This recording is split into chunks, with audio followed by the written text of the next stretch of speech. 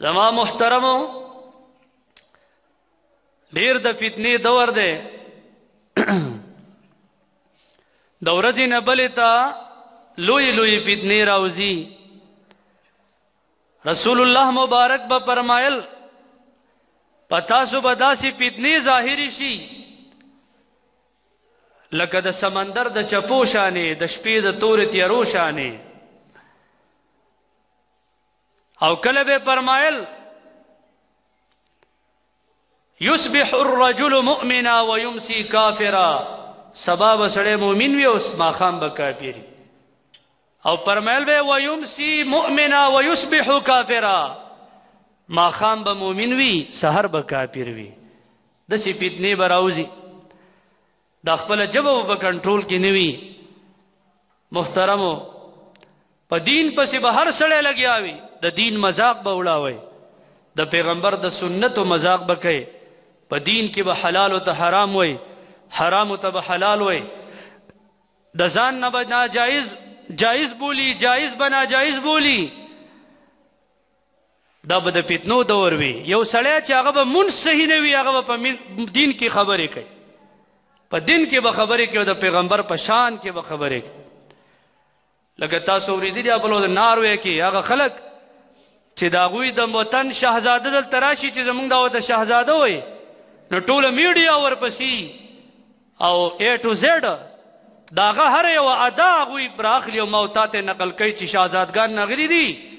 او پاکستان ته انګریزان ناغلي نو دا د پاکستان دپاره د فخر خبره ده او ډېر خوشحاله دي ډېر خوشحاله دي په پاکستان کې امن راغلی دی انګریزان پکې خوشحاله هغه انګریزان چې بلو چې زما استاد قرآن راواغس او اجتماع یې جوړه کړې وه دې دپاره یهودیان راټول شوي وو د سازش لاندې پولیسو په قبضه کې د پولیسو په تحویل کې او هغوی قرآن راواغست او قرآن ته زمونږ ور ورته کو هغه ناروې چې نن یې زمونږ وطن ته شهزادګان نازي هغه زما د قرآن چې زما ایمان دی زما د هدایت ذریعه ده هغه چیلنج کوي هغه راخلي هغې ته تیلی ورته کوي او محترمو ما او تا د ایمان جذبه دغه ده ښه تقریر وشو په وطن کې دا حل دی دا حل دی محترمو د دې ایمان او د دې اسلام د دې ذمه دار څوک دي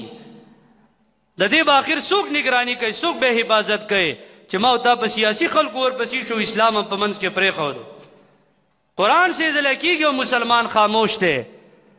قرآن حفاظت به رب العالمین پخپله کوي انا نحن نزلنا الذکر وانا له لحافظون مونږ دا قرآن نازل کړه مونږ به حفاظت کوو خدا زما او ستا امتحان دی خلق الموت والحیات لیبلوکم ایکم احسن عملا دا مرګ او ژوند مې دې له پیدا کړی چې تاسو کې څوک د عمل د جهاد ښه دی په لوی اجتماع کې قرآن راخلي او تیلی ورته کوي او په دغې حالاتو کې بیا محترم ور دې درېیمه ابتره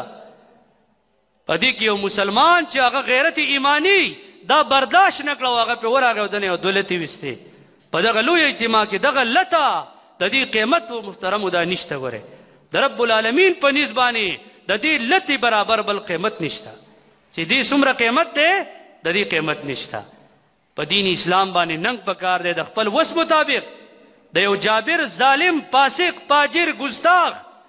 جبه چې بند کړه نو دا هم ستا دپاره جهاد دی په یو موقع باندې یو سړی ګډې وډې وایي د اسلام خلاف لګیا دی او ته مقصد دار ورته ناسې نه غیرت ایمانی په ځان کې راوله او د دې سړي دا خوله بنده که چې څومره وس دې رسي هغومره وکړه محترمو په دین باندې غیرت چې دا ډېره اهمه خبره ده او اهم عبادت دی